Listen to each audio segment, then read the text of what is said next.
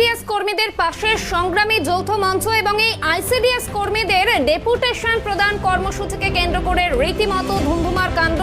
CDPO অফিসের সামনে রীতিমতো ধুন্ধুমার কাণ্ড।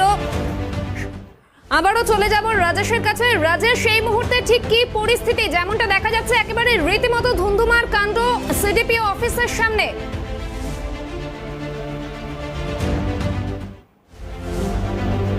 তাই পাণ্ডবেশ্বর যে সিডিপিও অফিসের সামনে 23 দফা দাবিকে সামনে রেখে আজকে যৌথ সংগ্রামী যৌথ মঞ্চের সদস্যরা এবং নোংরবাড়ি কর্মীদের নিয়ে তারা কিন্তু একটা স্মারকলিপি দিতে গিয়েছিল। শান্তিপূর্ণ সেই বিক্ষোভ।